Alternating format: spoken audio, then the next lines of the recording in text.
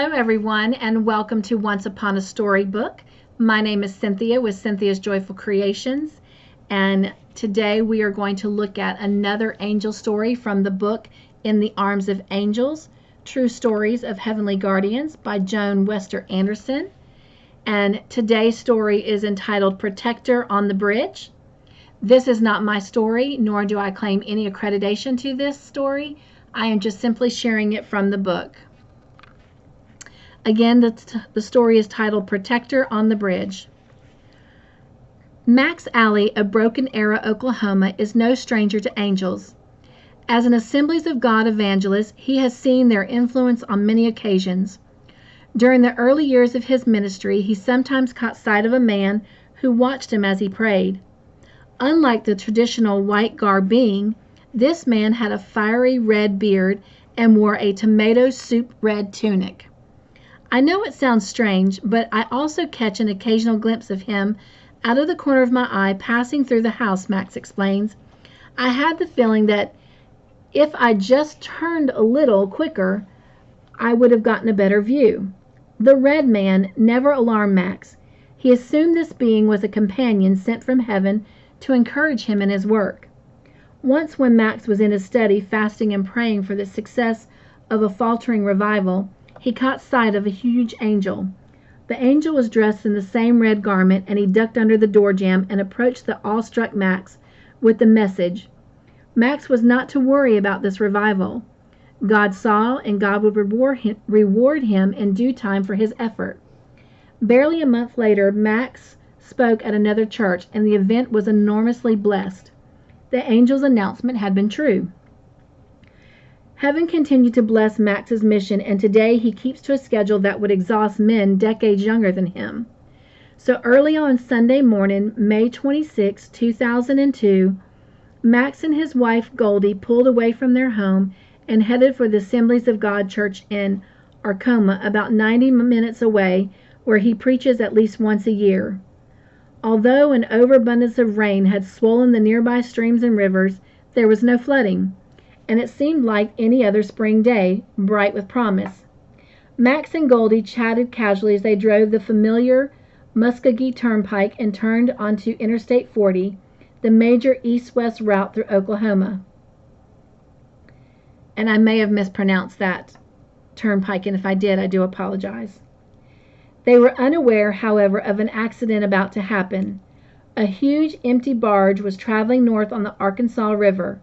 For no apparent reason, the barge veered slightly off course as it approached the Interstate 40 bridge.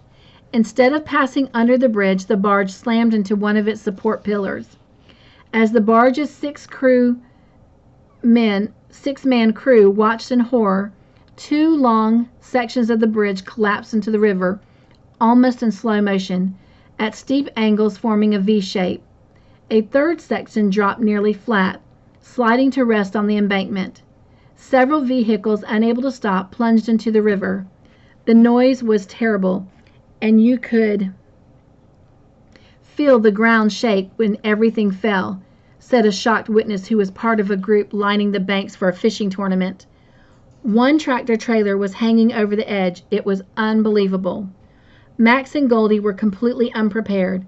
The bridge collapsed just before they arrived at the spot, but of course, they didn't know it. Max noticed a van ahead of them simply disappear from view. Surprised, he glanced at Goldie. "Boy, I don't remember a hill there." Just seconds later, the Alley's pickup truck, traveling 75 miles per hour, sailed into the air. Front heavy, it plunged nose down for about 6 stories and then crashed into the cement of the third fallen section. "The airbags went off, and we had our seatbelts on," Max recalls. Incredibly, the impact didn't send the engine into the passenger cabin, and the truck didn't flip over or even roll toward the edge. Although it stayed in gear, it simply stopped, coming to rest on all 4 wheels. Dazed, Max shut off the engine, turned to Goldie, and saw that her door was jammed shut. Somehow, he dragged her out on his side of the cab. Neither had suffered any wounds, nor did they feel pain, until after they were both on the concrete. Then Max realized he had probably broken his back. He looked around, still dumbfounded. It was like viewing a scene in an action film, although no more vehicles had followed the Alley's truck over the west side. Vehicles on the east side were still unaware of the broken bridge. You could hear the brakes, then see them flying off, says Max. He watched helplessly from below, gripping his truck for support and wincing at the sound of grinding metal as two 18-wheelers and at least 4 cars went over. Goldie was praying for her injured husband, for everyone involved. "Can't somebody do something?" she shouted to a bystander as another vehicle fell. "People are dying." Passenger seats, clothing, chunks of concrete, and other debris floated in the murky water, and several fishermen waded out to reach terrified passengers. Finally, the traffic stopped, and sounds of faraway sirens indicated that for now the horror was over. The Alleys contemplated their next dilemma. How could they get out? Climbing up the steep embankment would be impossible for Max. But as people came down to help them, Max discovered that nothing was impossible, not even walking with a broken back. "I told the man helping me that the pain was so great. If I wasn't a grown man, I would cry, and he said, 'Well, go ahead and cry.' And Max did." Although rescue teams rushed to the site, only about 5 people involved in the crash survived. Many bodies were not recovered until weeks later, when divers were able to move concrete from the river's bottom. Max and Goldie were considered amazingly lucky to have endured the ordeal. But the couple believes it was far more than luck. "I never touched the brakes on that truck," Max says, "so why didn't it roll into the river?"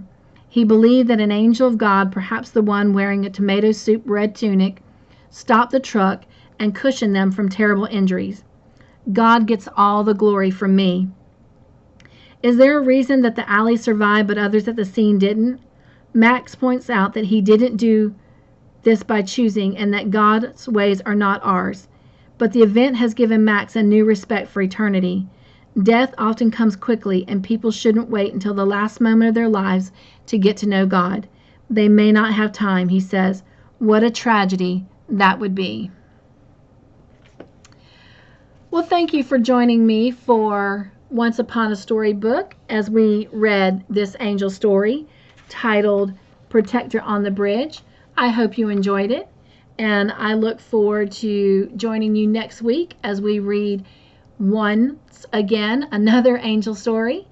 And this book has several more that we're going to be reading, and I look forward to sharing them with you.